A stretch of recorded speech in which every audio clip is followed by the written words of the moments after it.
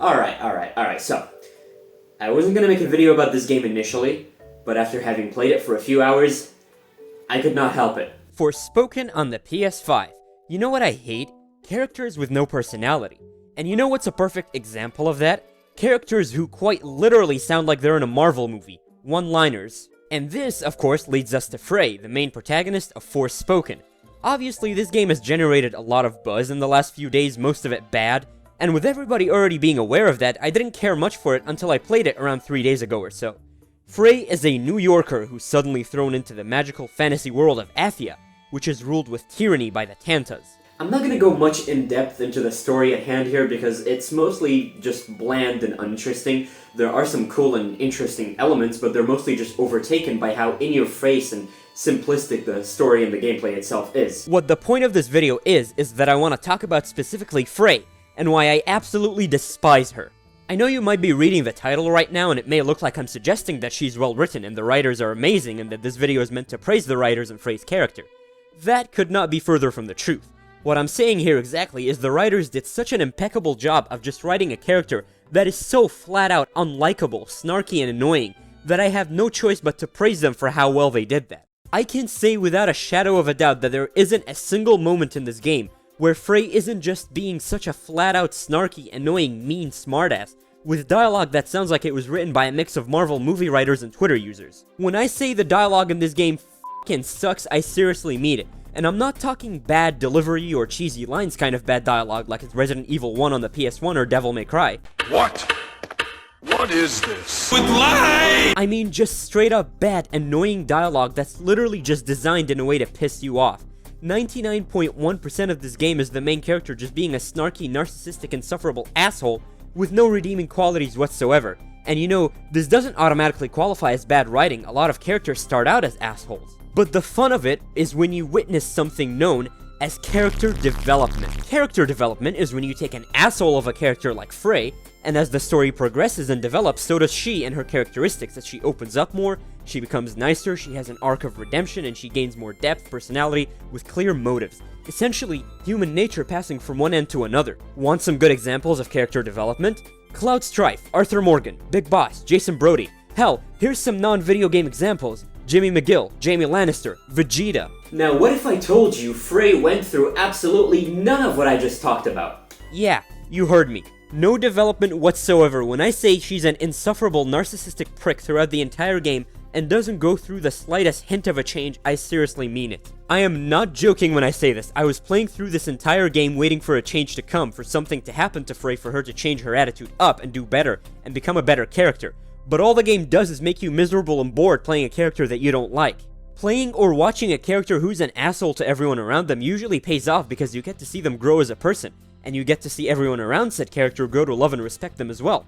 But in the curious case of Frey, you just watch an asshole who's being an asshole for the sake of being an asshole, and she just never stops. She continues the same mindset and the same horrible Twitter dialogue throughout the entire game. Now, you may or may not have seen that clip that surfaced on Twitter that literally looks and sounds perfectly like it came out of a mediocre Marvel movie. Did I just do that? Well, definitely with my assistance. I did not just do that. We did. I just moved it with my mind. That, unfortunately, is the way most of this game's dialogue is structured. Just a mess of comedic quips and cringe-inducing awkwardness mixed with Frey just being an all-around douchebag. The game is full of characters that you can't connect with dialogue consisting of awkward attempts at jokes. It's not just the case with Frey. However, let me dive into her story a little bit deeper. Frey is a 20-year-old girl living in New York, and she has beef with a gang who are trying to beat her up, and even in a scene such as this, she's still being this insufferable smartass. Hey, Lisa! Lisa? Really? I thought she was Lisa. That's Chrissy! She's broke and penniless, has nothing, no home, no family, and just out of the blue she finds this magical bracelet that transports her to the magical world of Athia. And it is here we encounter the often badly written outsider from another place that nobody knows comes in out of nowhere to save the doomed world trope. And it is normally alright, I guess, but the outsider we're talking about here is Frey. The magical bracelet, who she nicknamed Cuff, grants her magical powers in parkour. And right off the bat, she begins to use them, and we go from her being confused and having no idea what she's doing, to this in a matter of minutes. Yeah, okay, that is something I do now. I do magic, talk to sentient cuffs, kill jacked up beasts. You know what? I'll probably fly next. Now you're just being ridiculous. Oh, that's too far. Good to know there's a line. If you could just master these new abilities, with my help, of course. Did you not just see me take out that gnarly beast? Oh, bring it, you mangled monsters! She just used her newfound abilities for a total of 60 seconds, and now she has all the confidence in the world and thinks that she can just kill a bunch of bears. As the story progresses, she does not change her attitude up whatsoever. She's just constantly snarky and arrogant and hasn't the slightest regard for anybody else. Totally sound like that. Yeah, see?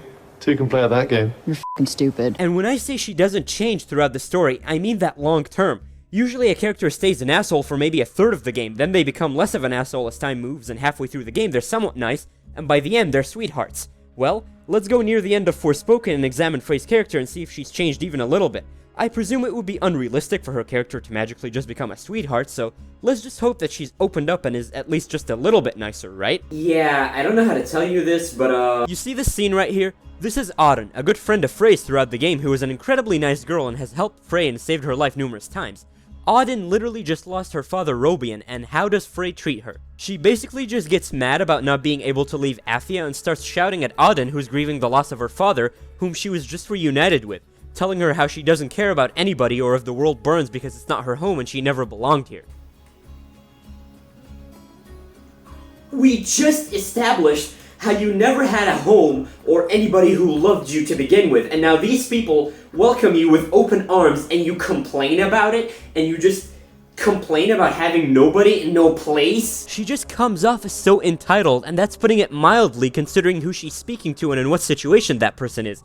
Not to mention, she just lost her father and now Frey is trying to out-trauma her and trying to out-victim the victim by saying she had nobody and she grew up on the streets and that she should be thankful she even had a dad to begin with. Remember when I was comparing Frey to the average Twitter user? Yeah, well now you know why. For the majority of this game, at least up until this point, all the characters in the game genuinely did not display even a hint of animosity towards Frey, and always praised her as this all-righteous hero, and let me tell you the problem with that.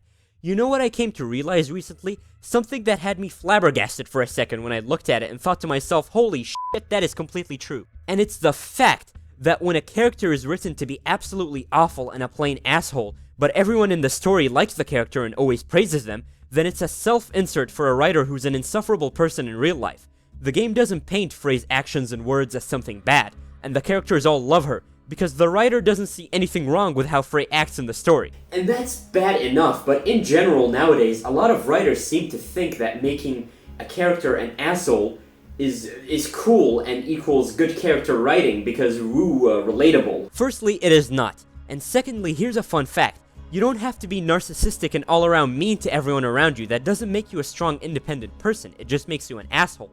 And this, of course, goes to anybody in real life, not just fictional video game, movie, show, or book characters. And I see a lot of people arguing and defending some of the dialogue by saying, yeah, but Frey's just an average New Yorker. Wouldn't you react the same way if you suddenly, move shit with your mind? No, nobody would react like that, and especially not some Twitter user. I think around 80% of the human population, upon finding out that they can do this, would start freaking out and hit themselves in the face with a rock and die. And the other 20% would just start pretending that they're Goku. So yeah, that wraps it up about the rant about Frey's character. But I'd like to also take a minute to talk about the game itself. The gameplay, mainly the combat and the parkour, is something I see people praising as one of the game's strong points, and I heavily disagree. I think the combat gets stale super quickly, and from the get-go it feels super unsatisfying. But to be honest, not as unsatisfying as the parkour, which just feels so stiff and you're gonna find yourself hitting and getting stuck on ledges far more than you'd do actual parkour.